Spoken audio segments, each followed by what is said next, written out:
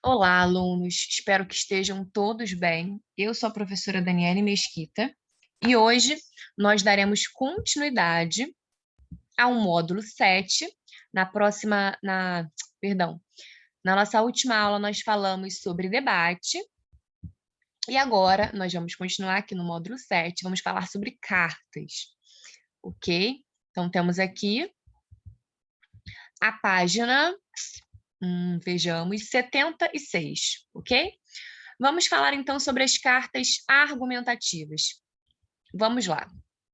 Então, gente, é importante começar falando que as cartas, elas já fizeram parte de uma maneira bastante significativa da vida das pessoas. Entretanto, né, com a chegada, com o advento da tecnologia, né, com a força que ela tem hoje em dia, as cartas se tornaram menos comuns. Entretanto, mesmo assim, elas ainda fazem parte, né, da sociedade, elas ainda são usadas pelos indivíduos. Então, vamos falar sobre as cartas argumentativas.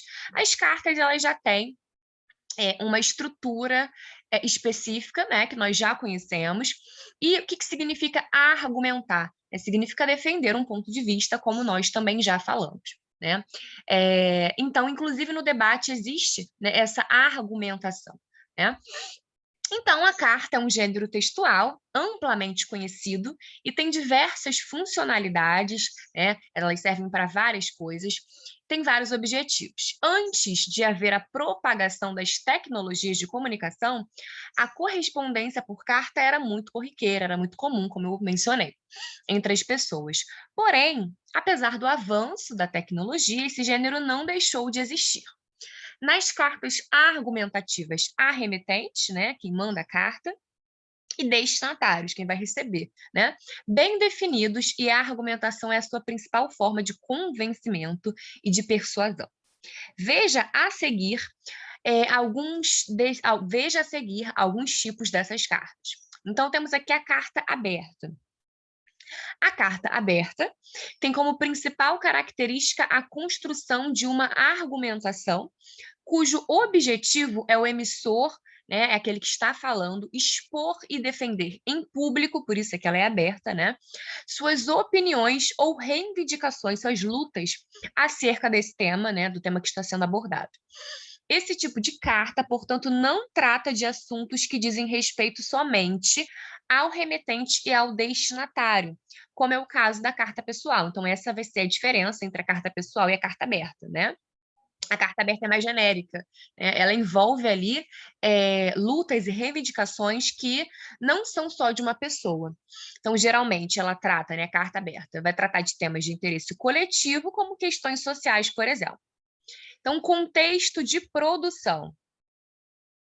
Entre as finalidades, né, entre os objetivos dessa carta aberta estão manifestar-se, protestar ou alertar sobre determinado problema e conscientizar determinado público ou representante que possa vir a interceder a favor dos autores da carta.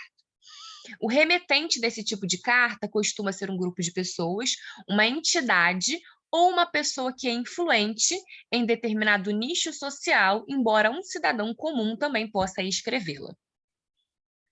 Então, vejamos aqui a estrutura, né? As características básicas.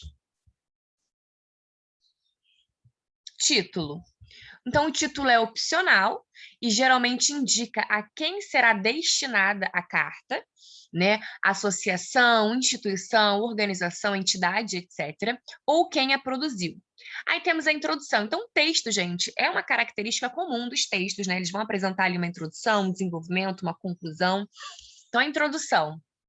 Uma etapa em que as principais ideias vão ser abordadas pelos remetentes, né? Então, vai te dar uma ideia genérica sobre o assunto dessa carta. Depois a gente tem ali o desenvolvimento. Então, o desenvolvimento vai trazer informações mais detalhadas, mais específicas, né? Então, refere-se à análise do problema, apresentando argumentos e fundamentando o ponto de vista dos emissores. Depois, a conclusão. Ocorre com a finalização dos argumentos e a sugestão de alguma ação por parte dos interlocutores sobre aquele assunto que está sendo tratado. Leia um trecho de uma carta aberta do Movimento da Reforma Sanitária Brasileira a respeito dos recursos financeiros destinados à saúde pública. Então, preste atenção na estrutura e na argumentação, né, da carta. Então, nós temos aqui carta aberta aos parlamentares, prefeitos e secretários municipais de saúde. Então, nós temos esse título, né, que indica a quem a carta está sendo destinada, né? Depois nós temos ali, então, colchetes, né, com reticência, significa que uma parte do texto não está aí, né? Então, as entidades do movimento da reforma sanitária brasileira, signatárias desta carta. Então, aqui é uma explicitação do remetente, né, dessa carta. Reconhecendo a gravidade da crise fiscal e do fraco desempenho da economia, que estrangulam as políticas sociais nos municípios, então, esse estrangulam, né? Olha só esse posicionamento. Vem externar as suas preocupações aos parlamentares, prefeitos e secretários municipais de saúde no que diz respeito à proposta de portaria do Ministério da Saúde, que muda os critérios de rateio de recursos federais destinados ao financiamento da atenção primária em saúde. Então, aqui, gente, é uma introdução, né? É a apresentação desse assunto de interesse público. Então, nesse caso, a preocupação referente a uma portaria do Ministério da Saúde que altera o rateio de verba destinada à saúde pública. Então, aqui é essa parte introdutória dessa carta, né? Depois nós temos, então, tal proposta está alinhada com a política de austeridade fiscal, que a partir de 2016 introduziu um teto para as despesas primárias por meio da emenda constitucional 95, que vem reduzindo, então essa emenda, né, vem reduzindo o piso do governo federal em termos reais per capita das ações e serviços públicos de saúde. Esse arroxo se torna mais grave com as recentes propostas apresentadas pelo Poder Executivo que visam, a um só tempo, reduzir o teto dos gastos, eliminar o mínimo da saúde na União, estados e municípios e colocar a saúde e a educação numa disputa fratricida que certamente agravam as condições epidemiológicas, ampliam a... Olha só como essa argumentação está bem feita, está bem construída, né? Tem vários elementos. Então, agravam as condições epidemiológicas, ampliam a desigualdade de acesso e não corrigem os vazios assistenciais. Então, aqui a gente tem esse desenvolvimento, né? Essa argumentação muito clara. Então, a apresentação da argumentação que explicita, né, que mostra a gravidade da nova medida e a defesa do ponto de vista do remetente, né? Ou seja, quantas pessoas estão sendo prejudicadas. Depois, nós temos aqui, então, nesse sentido, estamos alertando em caráter de urgência parlamentares, então, mais uma vez, antes disso, percebam que nós temos ali, né, as reticências entre colchetes. Então, nesse sentido, nós estamos alertando em caráter de urgência parlamentares, prefeitos e secretários municipais de saúde sobre os efeitos deletérios dessa nova modalidade de financiamento da APS e conclamamos todos a garantir, então, né, temos aqui a proposta, a garantir a discussão dessa portaria no Congresso Nacional e nos conselhos de saúde de todo o país, para que a sociedade possa se expressar legitimamente, fortalecendo o diálogo democrático entre o Estado e a sociedade, na perspectiva de defender um SUS público e de qualidade para todos os brasileiros. Então, aqui é a conclusão. Então, há a retomada do tema defendido e uma proposta de resolução, né? Nesse caso, que os destinatários atentem para os efeitos negativos da medida discutida e que levem o assunto para ser debatido no Congresso Nacional. Então, Salvador, 8 de novembro de 2019, e depois nós temos aqui a Associação Brasileira de Economia de Saúde, né, e aí a sigla, a Associação Brasileira de Enfermagem, a Associação Brasileira de Médicas e Médicos pela Democracia, etc, etc, etc, Sindicato dos Trabalhadores da Fiocruz, Sociedade Brasileira de Bioética. Então, aqui, né, a assinatura, detalhamento de todas as entidades que estão envolvidas nesse tema debatido na carta aberta. Então, SEBES, né, CEBES, carta aberta aos parlamentares, prefeitos e secretários municipais de saúde, disponível aí nós temos o site, né? Então, acesso em 18 de novembro de 2020. Então, nós percebemos aqui, gente, claramente, né?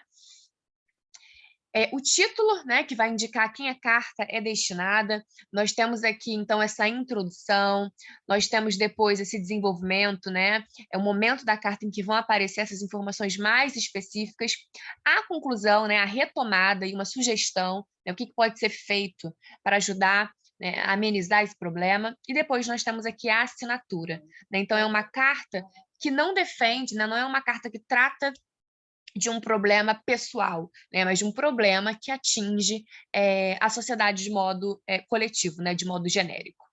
Agora, gente, nós vamos falar então sobre a carta do leitor, né, um outro tipo de carta. Então, na próxima semana, hoje nós vamos fechar este capítulo, este módulo 7, eu sempre falo capítulo, né? Módulo 7, próxima aula, provavelmente exercícios sobre esse capítulo, e depois nós vamos para o outro capítulo que vai continuar falando sobre cartas, tá? Então vamos lá. Carta do leitor.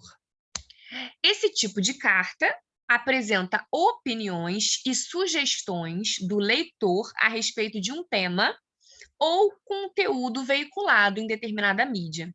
Então, para o leitor, é um meio de tornar público, né, o seu ponto de vista, fazendo uso do espaço para esclarecer, para reafirmar, para criticar, para retificar, né, ou seja, corrigir, parabenizar, elogiar e etc. Então, o espaço, né, que é usado para que o leitor possa fazer críticas ou para que ele possa elogiar, né, o trabalho de determinada mídia. Beleza, de determinado conteúdo, né? Então, vamos lá. Contexto de produção. Então, é geralmente publicada na seção de cartas de jornais ou revistas, como Painel do Leitor, Fórum dos Leitores, cartas e etc. Nos meios digitais, é possível encontrar essa forma de manifestação em espaços destinados a isso, logo abaixo dos conteúdos veiculados. Então, no finalzinho, depois dos conteúdos veiculados. Trata-se de um importante instrumento para o leitor, porque ele permite interagir, essa palavra é importante, né? Um modo de interação mesmo. Então, trata-se de um importante instrumento para o leitor, porque ele permite interagir com um meio de comunicação, expondo a sua opinião acerca de uma notícia, reportagem ou pesquisa, entre outros assuntos. Então, a carta do leitor também é empregada, né, também é usada com o propósito de sugerir temas para serem abordados, né, então temas que tenham a ver com aquele assunto ou temas diversos, né, em edições futuras, o que faz com que possa funcionar como uma útil ferramenta de produção de pauta para os veículos de comunicação. Então, características básicas. Linguagem simples, clara e objetiva. É um texto breve, né? E é um texto que é escrito em primeira pessoa, porque, na verdade, é um comentário sobre o conteúdo, né? Então, não precisa ser algo muito extenso. Existência de destinatário remetente, né? Então, a gente tem ali uma pessoa que manda, né? E quem é que vai receber, né? O veículo que vai receber essa carta. Continuando. Então, aqui, apresentação de ideias que podem incluir uma sugestão ao final, presença eventual de saudações finais, como cordialmente, atenciosamente, né? Ou seja, estruturas que mostram uma polidez, né? Uma educação, assinatura do leitor, né? E aqui nós temos, leia uma carta do leitor que elogia. Então, aqui nós temos um elogio, né? Como nós falamos, também poderia ser uma crítica, né? Uma crítica construtiva, é o que se espera. Leia uma carta do leitor que elogia as publicações do número anterior da revista e observe a estrutura do texto. Então, temos aqui. Olá, me. A reportagem dos dragões foi a minha favorita. Né? Então, perceba, uma carta escrita em primeira pessoa, né? O minha, que é o pronome possessivo ali de primeira pessoa. Gostei da explicação de como fazer uma lâmpada de lava.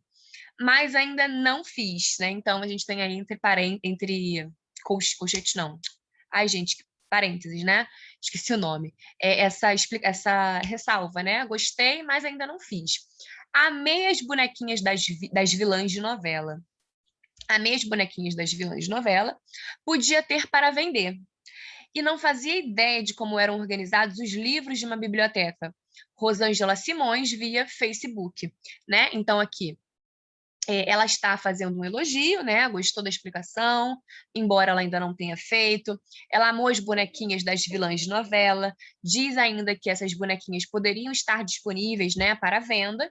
E, além disso, ela não fazia ideia de como eram organizados os livros de uma biblioteca, né? Ou seja, o que... então, esse comentário, né, essa carta, nos dá a entender que essa reportagem, né, foi interessante para ela, tanto é que ela está fazendo um elogio, e além disso, a gente tem uma ideia, então, né, só pela carta dela, uma carta pequena, porque, né, é um comentário, não precisa ser, né, não tem o caráter, por exemplo, da carta que nós acabamos de ler, né? Então, aqui nós temos uma ideia do que foi veiculado, né, do que aconteceu nessas publicações, só de acordo com esse comentário dela. Então, beleza. Então, aqui, perceba que a carta apresenta marcas de interlocução, né? Olá, me, além de vários elogios e impressões pessoais. Então, de fato, temos vários elogios e impressões pessoais sobre temas dessa edição anterior. Então, foi o que eu falei, né? Através disso, nós conseguimos entender quais foram os temas ali que circularam, né? Apesar de ter sido publicada na revista, a carta do leitor foi enviada à redação por uma rede social, né, pelo Facebook, que é um meio muito comum de se manter contato com os veículos de comunicação na atualidade, certo? Então, olha só, queridos, na próxima, aqui termina, né, o nosso capítulo, então nós temos aqui carta aberta, que nós vimos agora, né? Primeiro começou ali pelo debate, né? Exposição de ideias, argumentação. Então, nós falamos sobre a citação de autoridades, exemplificação, citação de dados, comparação, relações lógicas, né? Abrimos a aula de hoje falando sobre a carta aberta, né? Então, a gente consegue perceber defesa de opiniões, reivindicação, né, luta, manifestação, protesto e temas de interesse coletivo, né? Ao contrário da carta do eleitor, né? Nós temos ali ideias, né, elogios, impressões, sugestões dos leitores, mas ali nós temos o ponto de vista de uma pessoa específica, né? Sobre as impressões dela desses temas que circularam, né? Entretanto, na carta aberta, ela já tem um interesse mais coletivo, né? A carta do leitor já tem uma impressão mais pessoal, mais subjetiva, né? No caso aqui, quem mandou, né? Quem participou dessa carta aqui foi a Rosângela Simões, né? Então, é algo mais subjetivo. Então, queridos, é isso. Na próxima aula, nós temos aí alguns exercícios, né, sobre esse capítulo. Então, nós falamos sobre o debate, né? Falamos aqui sobre o debate, como eu já mencionei, né? Então é muito importante perceber esse caráter argumentativo, né? Falamos sobre as estratégias argumentativas, sobre as características básicas, certo? Tudo isso aqui, gente, essa citação de autoridade, exemplificação, citação de dados, comparação, relações lógicas, né? Todo esse, como posso usar uma palavra? Esse repertório, né? Todo esse repertório pode ser utilizado também no texto dissertativo argumentativo, né? Há uma relação aqui bem próxima, tá? Como nós já chegamos a comentar também de uma maneira mais quando eu falei sobre isso aqui, né? Na aula por meio do vídeo, eu falei sobre isso, né? Que esse repertório pode ser utilizado no texto dissertativo argumentativo. Então, nós falamos aqui, nós fizemos essa análise, né, sobre esse debate que aconteceu, né? Falamos sobre as cartas argumentativas, sobre o contexto de produção, sobre como ela é feita, certo? Comentamos aqui, então, essa carta aberta e depois, por fim, falamos sobre a carta do leitor, que tem as impressões mais pessoais, né? Apresenta essas impressões pessoais. E, queridos, é isso. É sempre um prazer estar com vocês. Até a nossa próxima aula. Fiquem com Deus. Bons estudos.